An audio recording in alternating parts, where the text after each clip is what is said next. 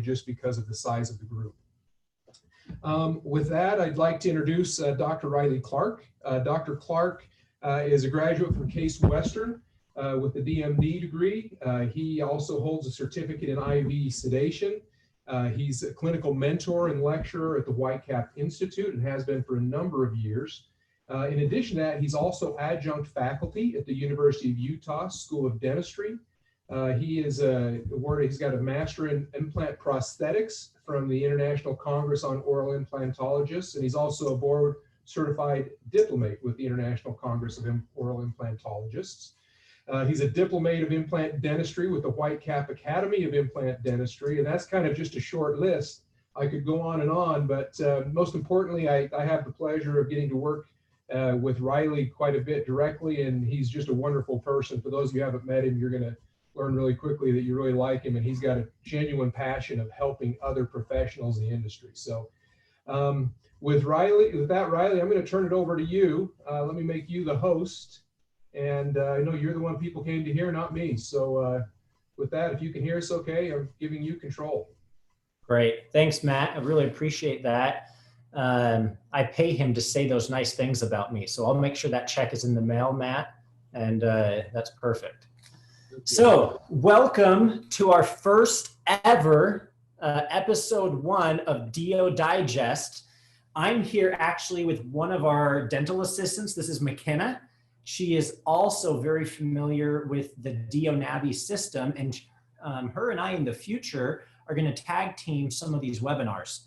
So she might just kind of be a fly in the wall today, but I wanted her to kind of see what this is like. And if she does have anything to share, your job's to share it. Deal? Okay, perfect. So I'm excited for you guys to be here.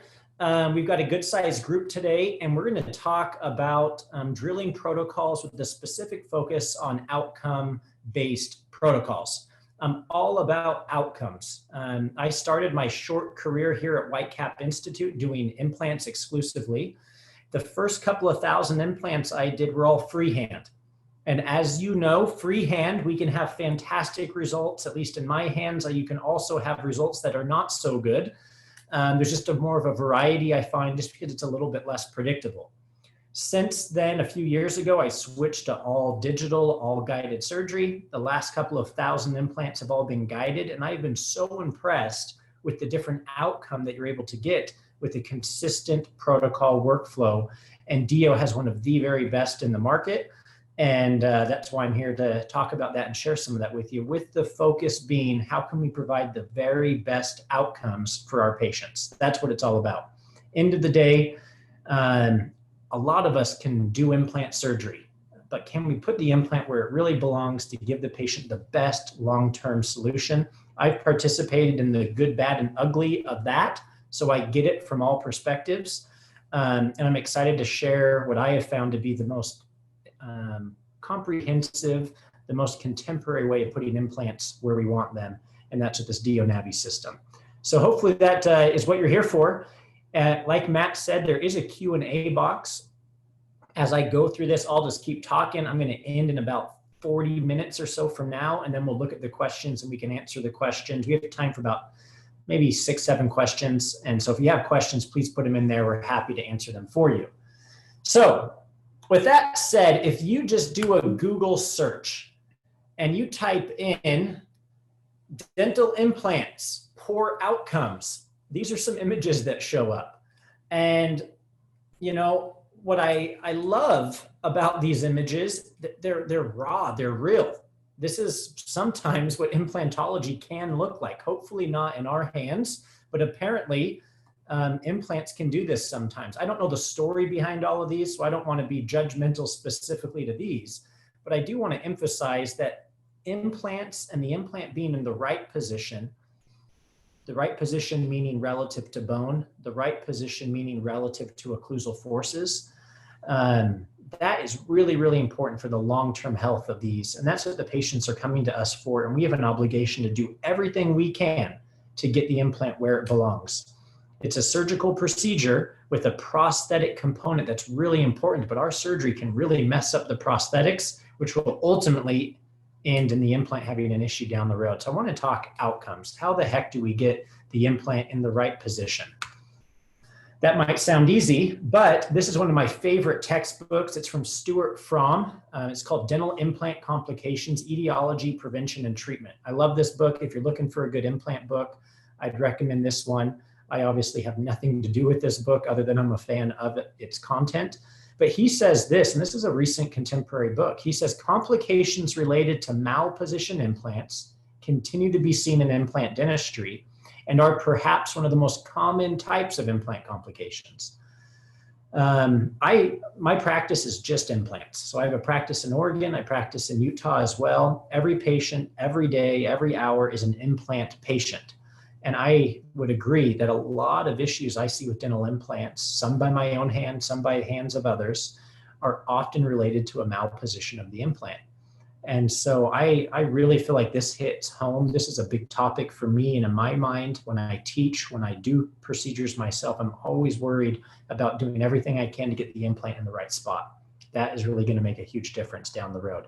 And so that's kind of what I want to talk about a little bit, is how do we take our ideal treatment plan that we've thoughtfully considered through CT review, through clinical examination, through proper diagnosis of health history and different cofactors around that, and how do we get the same results, meaning an ideal clinical outcome?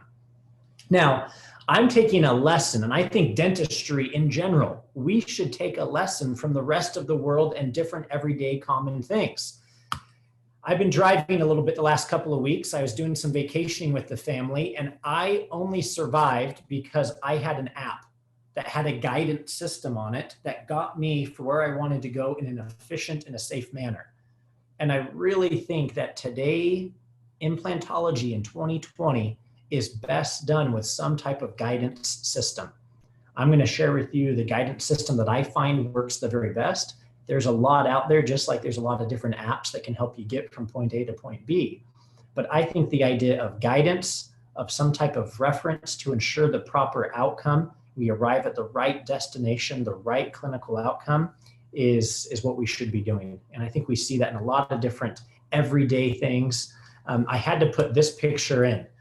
You might say, what does this have to do with implants? Well, I have a curse. Everything I do in life relates to implants, just because it's what I do all day. I was installing a Ring doorbell.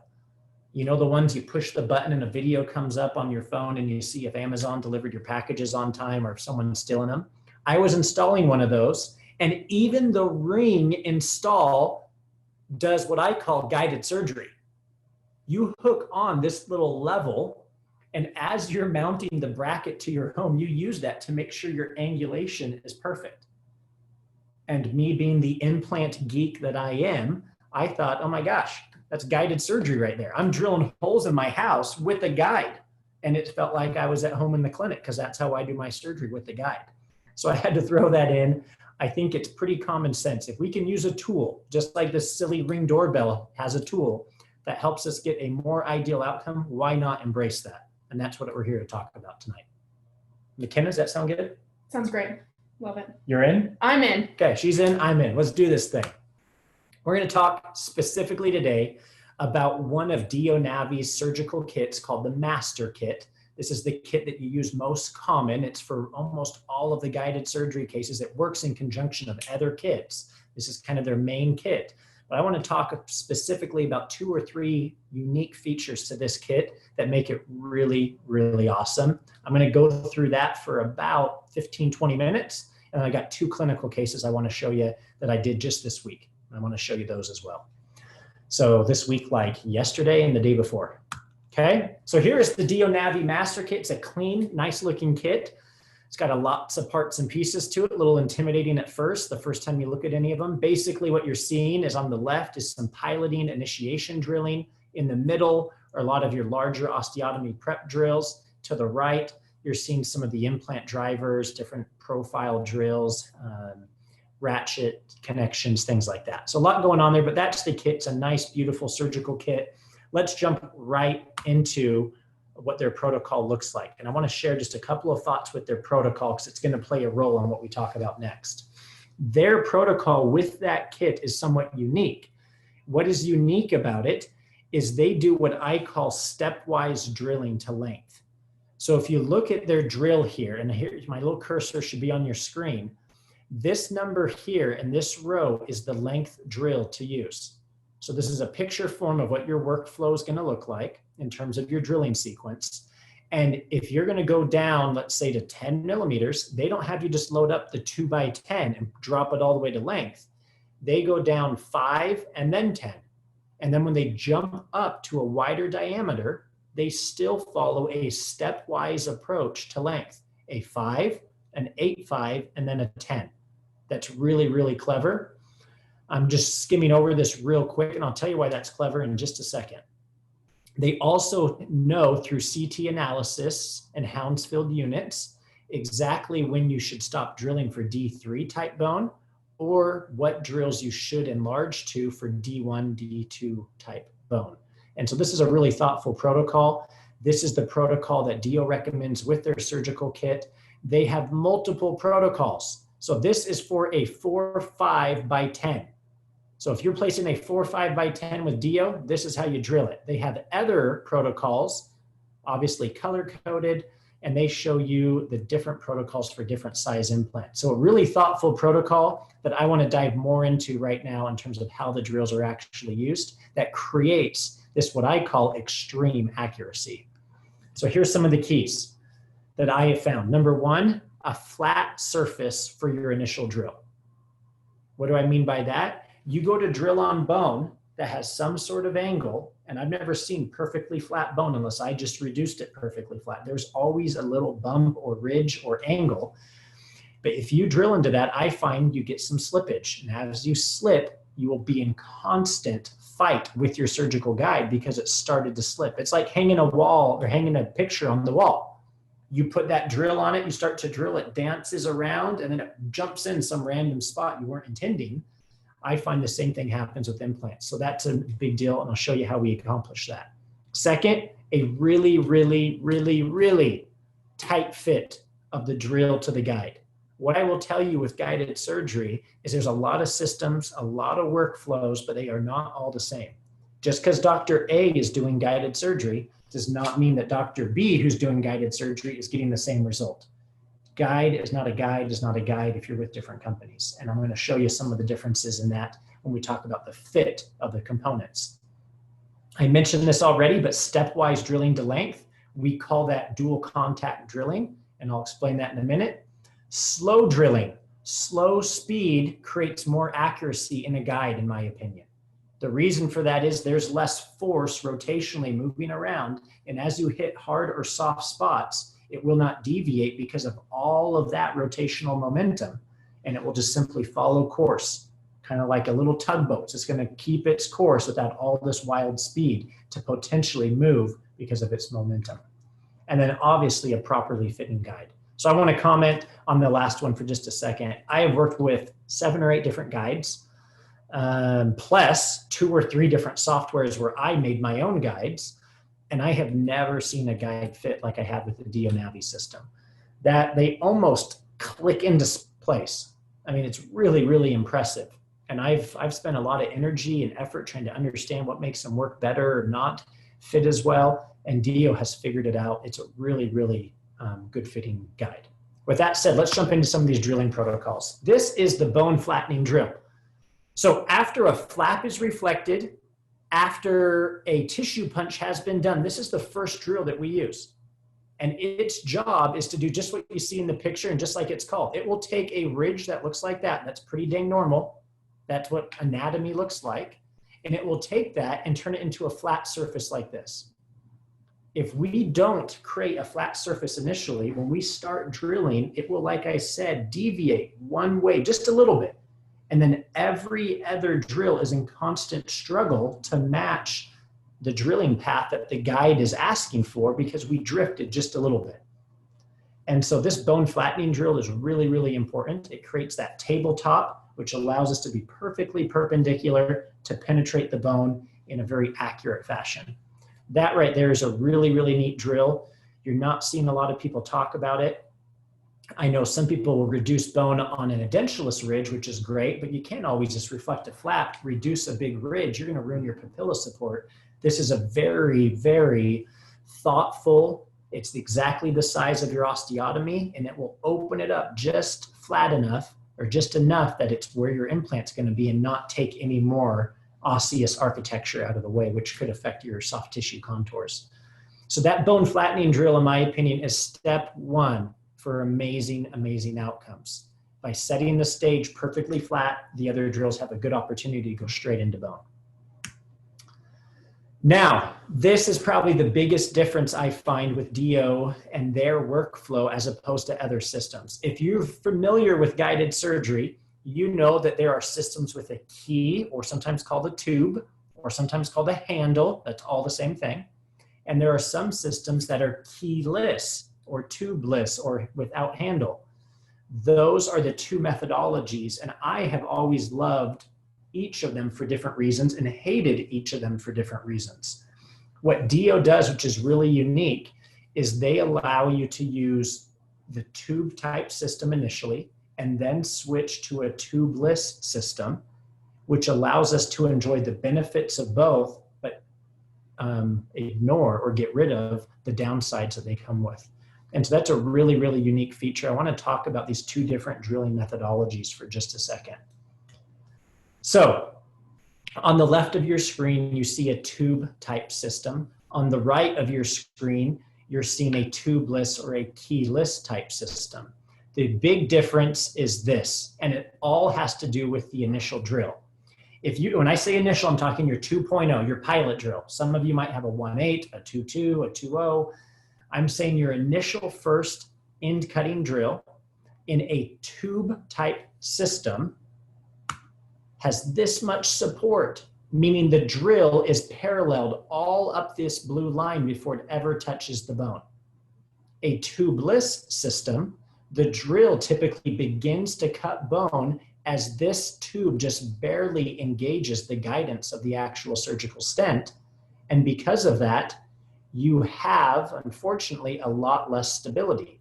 You can literally start drilling here, there, wherever you want. And then once you get in the guide, it kind of shores it up.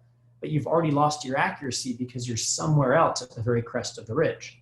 And so this is a really big difference. To have this much support and guidance to get started as opposed to this makes a really big difference. And as you know with implantology, the more accurate you begin, the more easy the rest of the case will be. That's what I found. Is that what you found, McKenna? In watching you guys, yes, absolutely. Okay, there's your endorsement. So let's talk numbers. What has to happen though for this to work properly is a very tight fit. So I want you to imagine this. You have the surgical guide, you have the tube, and then you have the actual drill. Well, they've measured all of this. Between the surgical guide and the tube is 0.01 millimeters of space. That's amazing. Now, it's a little bit of a hassle too. Why? Because you have to have it perfectly aligned for it to go down. And when you try to take the tube out, if you're not pulling exactly up, it's wedged in there because it's such a tight fit. Believe it or not, I've used some implant systems that they make them purposely a little bit loose so they're easy to take in and out. But that defeats the whole purpose. I can now wiggle it any angle and start drilling and it's not even a tight fit.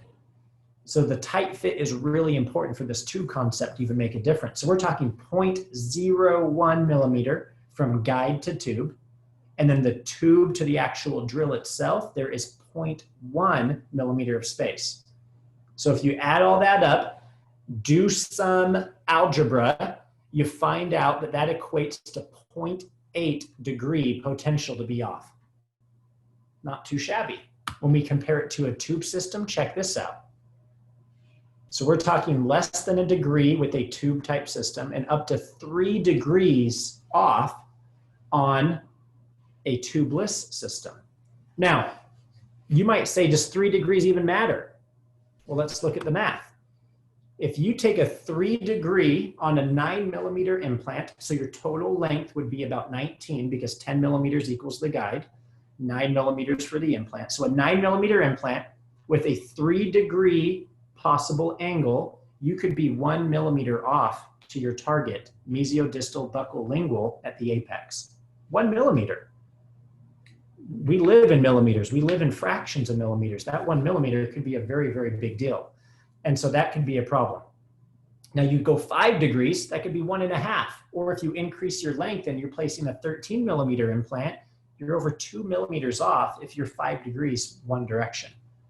And so that's a really big deal when we talk about buccal plate being close, adjacent teeth being close. We need to make sure we're very, very accurate.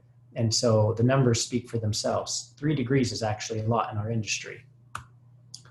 Now, with slow drilling though, I actually do not, I'm moving on to the next point. So that was number one. Number one is a tube system for your initial drill, and then a tubeless system after that, which we'll talk about in just a second.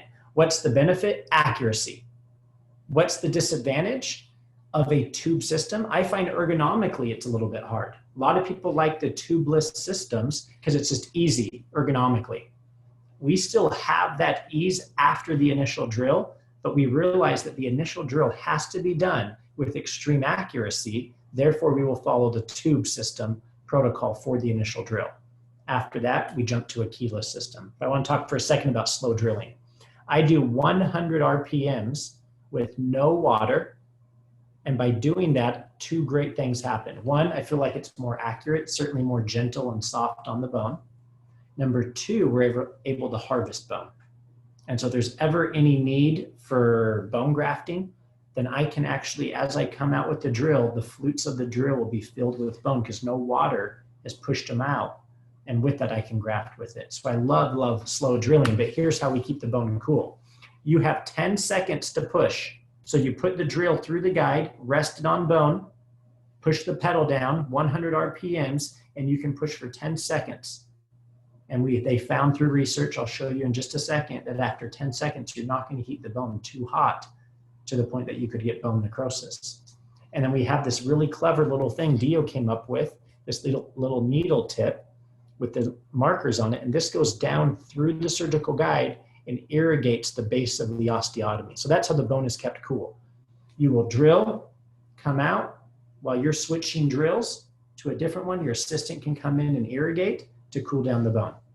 I think it's pretty simple to use, right? Yep. Would you have any insight with this at all? No, it's super, super easy to use. You can't mess it up. There you have it. So here's what they found. If you're drilling at 1,000 RPMs, after about 2 seconds, you're almost up to 60 degrees Celsius. As we know, we try to stay under 40 degrees Celsius at all times. And so what we found here, at RPMs of 100 or less, you can almost go to 12 seconds before you get above 40 degrees Celsius. Now, obviously, how hard you're pushing, the density of the bone will certainly have an effect on that. So we are saying to be safe, even if you can go to 12 seconds, let's call it 10. In my mind, I'm kind of counting to maybe 6 or 7. If I'm not where I need to be at length, I will come out after 6 or 7 seconds, irrigate, and then use a couple more runs to get all the way down to length. But slow drilling is really, really important. I like to think of the slow drilling as kind of an analogy of like a car on the freeway. If you're going 100 miles an hour down the freeway and you just hit a little bump in the road, that could be game over because of all of that forward momentum. If you're going 2 miles an hour down the road, you hit a little bump, that's going to be a piece of cake to go through without any turbulence, without any deviation of your path. I think the same is true with our implant drills. As we're going very fast, 1,000, 1,500 RPMs, and you hit soft bone, hard bone, that momentum can push you a little different direction. Whereas if you're going 100 RPMs, it's like that tugboat, it just pushes slow and steady forward, okay? So I'm a real big fan of the slow drilling. I think that's a key component to this protocol for the extreme accuracy I'm talking about. Next point, after you've created your initial osteotomy with your initial 2.0 drill, it then goes up to its wider drills, and this is the stepwise drilling that I was talking about. So you might think, well, I'll just load up a 2.7, push it all the way to 10. That's what I would do in the freehand world. Even some guide systems have you just go straight to length. But what they found is they're missing out on an opportunity to get this extreme accuracy by missing out on this contact or this double contact principle. As you are drilling, the surgical guide will meet the tube and help provide stability. But if you can go down a little bit initially with a shorter drill, your next subsequent drill will have guidance at the apical end of your drill as well as the coronal aspect. Let me show you in some more picture form here. When I drill the 5-0, the only guidance of drilling is really right here. Yes, it is following a 2-0 hole that's already here, but really it is following the trajectory that the guide has shown it. Whereas this drill, the apical end, which is what we worry about drifting a different direction, will be secure by the osteotomy prep of the shorter drill we just used, so on and so forth. So you're getting double contact, apical contact and coronal contact. Really, really important principle. We call that the double contact principle. And by getting that, we get, again, this really, really unique accuracy. And when I talk about unique accuracy, I'm talking about being able to put in a custom abutment and a milled PMMA temporary at the day of surgery and having it fit without any or very little adjustment, because the guide put the implant exactly where it was planned on the computer screen days or weeks before surgery. That's the sort of accuracy I'm talking about here. Not just, yeah, it's in the bone, it looks pretty good, it's better than I could have done freehand. There's that's any guide system probably. And then there's this extreme accuracy that gets you some really unique clinical opportunities, and I'll show you that with our cases coming up in just a second. So, dual contact, really, really important. Let's talk about a couple of cases and go through them and show you kind of the accuracy I'm talking about, let you see the system in action, if you will, okay? So, this was a case I actually did yesterday morning. Sweet patient. She's 25 years old, unfortunately. And unfortunately, most of her teeth have big carious lesions. Obviously, 7 through 10, you see a mess, but those posterior teeth are equally messy. And she's elected to take those out. We're going to try to save a lot of the lowers and work with that, but the uppers are going to be an implant solution. So she was in the office yesterday morning. To get a surgical guide, what we did was took a digital impression of the upper and then took a CT. Those files were then merged. A virtual plan was made. I logged online, looked at the case, modified how I wanted it planned just perfect, and then said, all right, let's do it. The lab made a guide, sent me in a box the case with the surgical guide and the implants, and then a denture was made from our referring dentist that sent this case over. So let me show you a couple more x-rays. You see a bunch of these carious lesions on those second molars, on the premolars.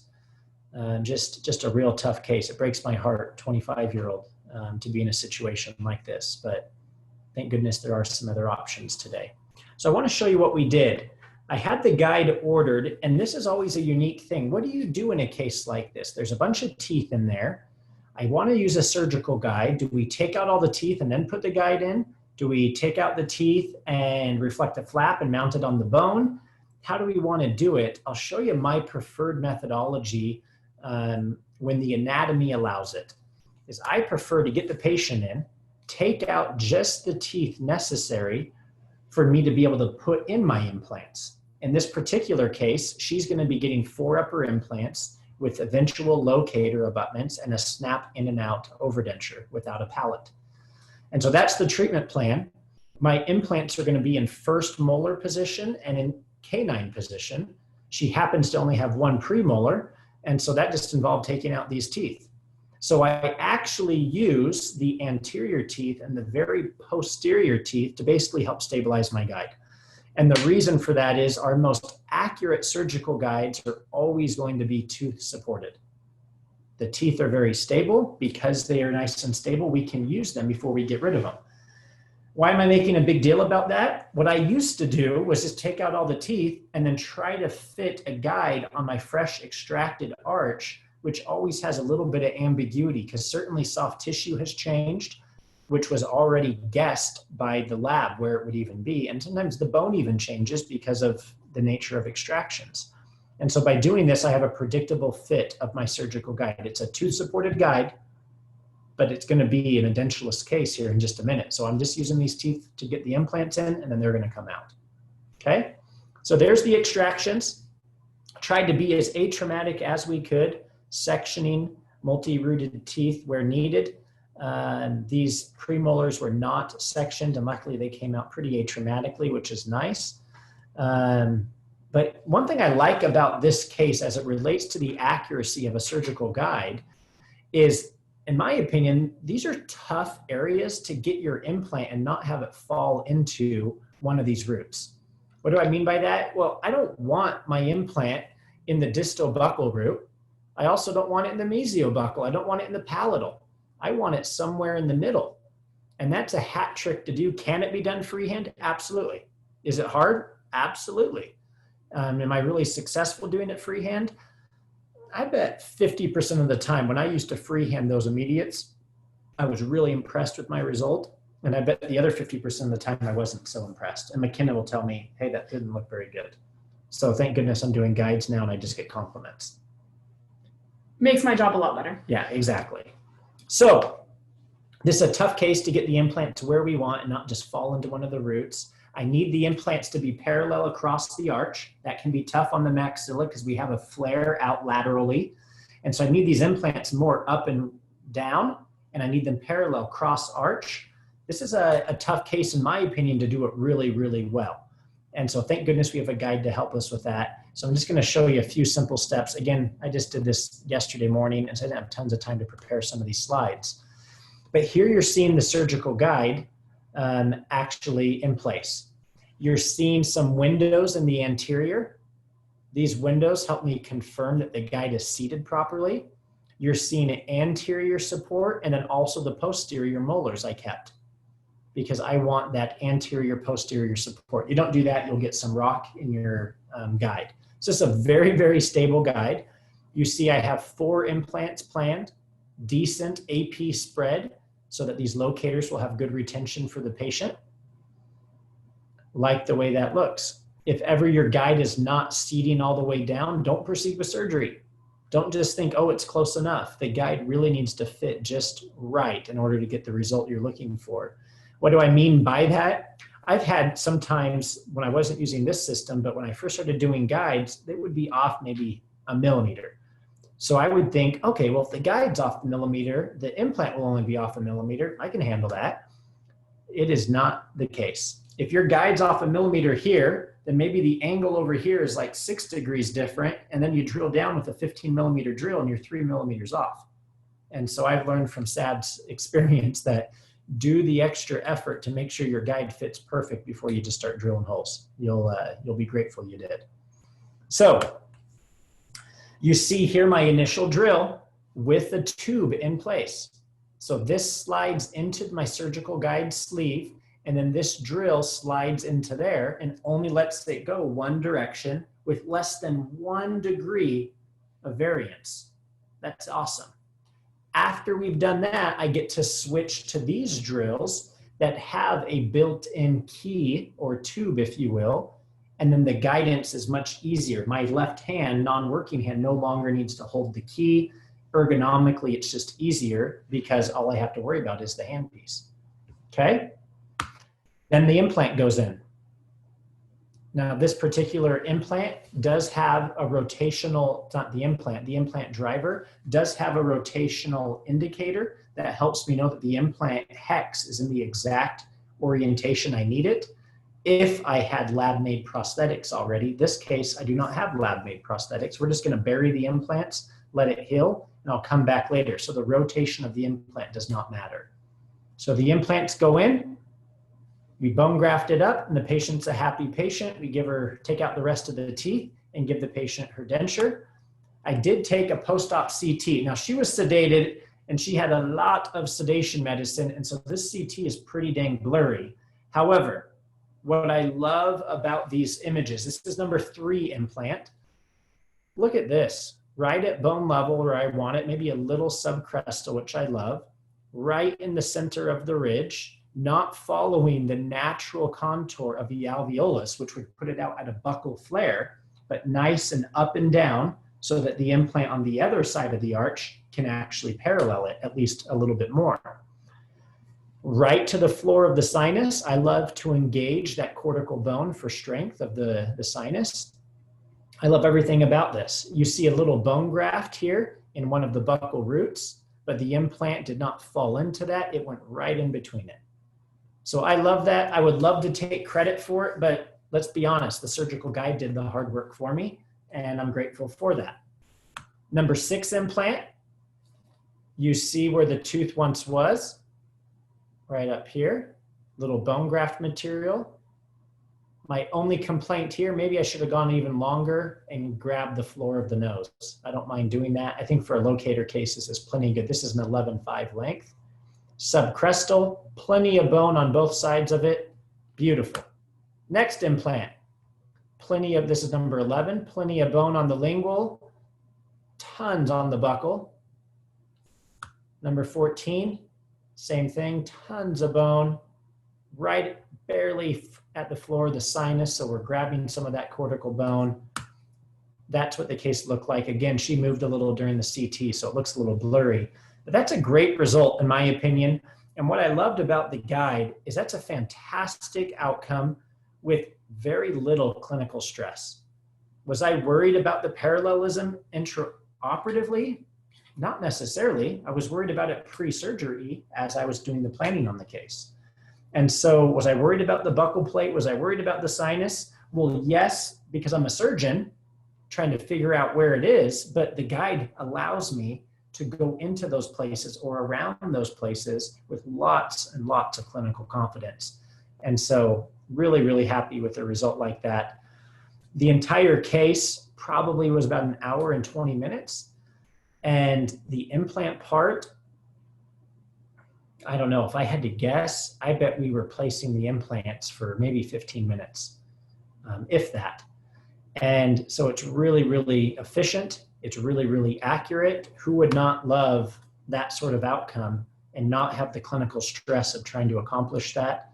If I were a patient, this is what I would ask for, is a workflow that gives me this sort of result with minimal clinician input, if you will, meaning it just happens because you followed the guide. Not saying you don't need to be knowledgeable and know how to handle yourself with implant surgery, but it's great if you can have a GPS system navigating your way through the roads of your surgery. Okay, let me show you one more case, and then we'll take it for questions and answers. Does that sound good, McKenna? I like that. Are you going to show them this case, or should I do it? I think you should probably do it. You're the clinician. Okay, I'll do it. Very good. So anterior, immediate with a fixed temp. I love this. These are like my favorite cases for a guide just because they turn out so beautifully. So patient comes in, number 8, needs to go. So we took the tooth out as atraumatically as we could. We took our time. I was happy with how the periodontium looks after this extraction. Sometimes they look this good. Sometimes it looks like I beat them up a little bit. This one happened to look pretty good. This was done earlier this week as well. So that tooth came out, strapped my surgical guide on. You see the very nice intimate fit of my surgical guide. That's what all these windows are for, to help you see that. You see the surgical guide in place. Now, I'm going to kind of jump onto a new topic, which is the guide kind of anatomy. Notice these little tabs or wings, one towards the buccal, one towards the palate. Those are going to be very important for this particular case. And the reason for that is I have a lab-made abutment that has to fit the hex rotation of my implant placement. So when I put this implant in, if I don't rotationally stop it at the right time, we call that the timing, then the hex of my abutment will not line up with the hex of my implant. And this is an indicator that lines up with the driver of the implant, and it helps me know that the rotation is all perfect. So I'll show you that in just a second. Maybe right now I'll show you. So we did the surgery, we drilled a little, undersizing the osteotomy so we can ensure primary stability. And then you see this little silver notch. There's actually 3 of them on this driver. One right here, one over there, one over there. So you have 3 opportunities on the driver itself, and then 2 opportunities on the surgical guide. You just need anyone to match up with anyone. So if I missed this one, meaning the implant was at its proper depth, but that's not lining up. Hopefully this back corner one is just about there. And it's as easy as just rotating it a little bit more and making sure that one of these silver areas lines up with the tab of the surgical guide. And again, by doing that, we ensure that the timing of the implant is going to match the restoration that was made. So implants in, I ISQ'd it. I like the Penguin, a chair side implant stability quotient. This case, my dang flash didn't show the number, but it was about 82, so nice and strong. I always pack a little bit of bone at the buccal gap. A lot of people say if it's less than 2 millimeters, you don't need to. If there's any space between the front of my implant and the buccal plate, and there better be, by the way, there should be on an anterior case, then I always put bone in there. I typically use bovine for that. I like the osteoconductive nature of that, and I just want to maintain space as long as possible, and bovine does a good job of that for me. So after I ensure that it's been grafted properly and the stability is ideal, and for me it has to have an ISQ above 65 and then a torque value of at least 35. And I achieved both of those criteria. And so I had a custom abutment. This was put in at the time of surgery. I designed the margins to be about 1.5 millimeters subgingival, just to make sure that in the surgical phase and the healing phase that we don't expose a margin. And it fit like a glove with the rotational timing just perfect.